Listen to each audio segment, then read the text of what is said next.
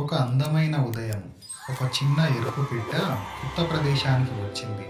ఆ ప్రదేశం పేరు బర్డ్ ల్యాండ్.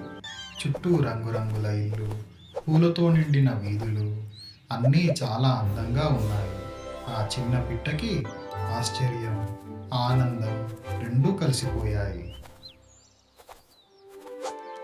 కానీ అక్కడ ఎవ్వరూ తనతో మాట్లాడడం లేదు.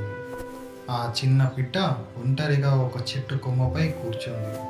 నేను ఎలా కొత్త ఫ్రెండ్స్ చేసుకోగలను అని ఆలోచిస్తూ నిశ్శబ్దంగా ఉండిపోయింది.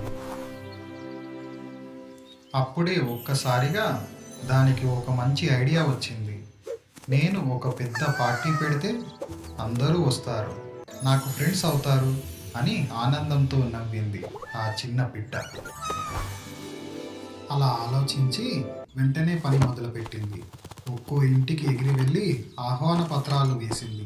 చాలా వేగంగా, చాలా ఆనందంగా రేపు నా ఇంటికి పార్టీకి రావాలి అని ప్రతి ఒక్కరిని ఆహ్వానించింది. ఆ తరువాత రోజు తన ఇంటిని చాలా అందంగా అలంకరించింది. లైట్లు, రంగురంగుల రిబ్బన్స్, రుచికరమైన కేక్, చీజ్ శాండ్విచ్లు కూడా తయారు చేసింది. అన్నీ సిద్ధం చేసి ఆనందంగా ఎదురు చూసింది. సమయం గడుస్తోంది, కానీ ఎవరూ రాలేదు. ఆ చిన్న పిట్ట తలుపు దగ్గర నిలబడి ఎవరైనా వస్తారేమో అని చూస్తూనే ఉంది. క్రమంగా దాని ముఖంలో ఆనందం తగ్గిపోయింది, బాధగా మారింది.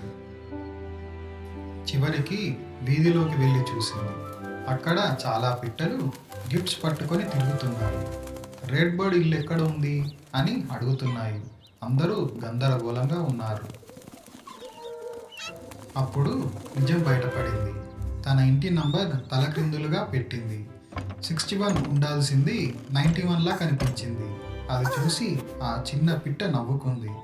అయ్యో, ఇదే నా తప్పు అని తెలుసుకొని ఆ నంబర్ను సరిచేసింది.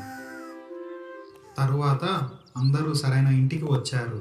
నవ్వులు, ఆనందం, సంగీతం, అందరూ కలిసి పార్టీని ఎంతో ఎంజాయ్ చేశారు. ఆ చిన్న పిట్టకు ఇక ఒంటరితనం లేదు. ఆ రోజు నుంచి ఆ చిన్న ఎరుపు పిట్టకు చాలా మంచి స్నేహితులు దొరికారు. ఒక చిన్న తప్పు పెద్ద సంతోషానికి మార్గమైంది. ఎంత చిన్న సమస్య అయినా మనసు బాగుంటే అంతా బాగానే జరుగుతుంది.